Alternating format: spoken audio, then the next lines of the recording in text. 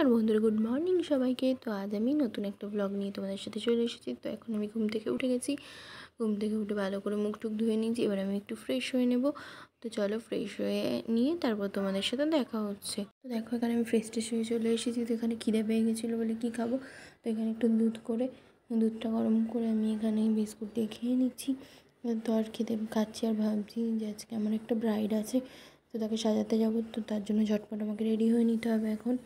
তো দেখো এখানে আমি এসে মাথা আঁচড়ে নিচ্ছি ভালো করে, দিয়ে মাথা আঁচড়ানো হয়ে গেছে। তারপর আমি এখানে বসে পড়ছি যে মেকআপের জিনিসগুলো গুছিয়ে নিতে, যে মেকআপের জিনিসগুলো গুছিয়ে নেবো, না হলে পরে আবার ভুলে যাবো। তো দেখো এখানে ভালো করে ব্যাগগুলো আমি রেডি করে নিয়েছি। আমি ফ্রিজ থেকে একটু কিউকাম্বার রাইস বার করে নিয়ে মুখে মেখে নিয়েছি। তো এখানে এবার আমি স্নান টান করে এসে ভাত খেতে বসে গেছি। এখানে আমি মাছের ঝোল আর আলু ভাজা দিয়ে খাচ্ছিলাম।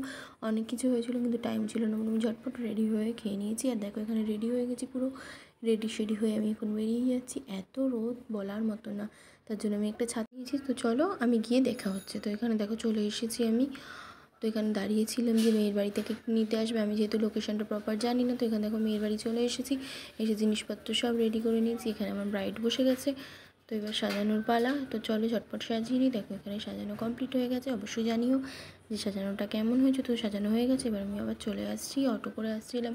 বাড়ি থেকে দূরত্বটা আধা ঘন্টা ছিল, তার জন্য বেশি টাইম লাগেনি। আমি অটো করে এখানে এসে এবার টোটো করে চলে এসেছিলাম। তো চলো বাড়ি গিয়ে দেখা হচ্ছে। এবার বাড়ি চলে এসেছি, প্রচণ্ড ঘেমে টেমে গেছি। আমি এখানে ফ্রেশ হবো। তো ফ্রেশ হওয়ার আগে আমি গেছিলাম একটু দোকানে নিমকি মিষ্টি টিষ্টি আনতে, যেহেতু আমার মামা মামি এসেছিলো ওর জন্য। দেখো তো এসে আমি ফ্রেশ হয়ে এখন এগুলো খুলছি।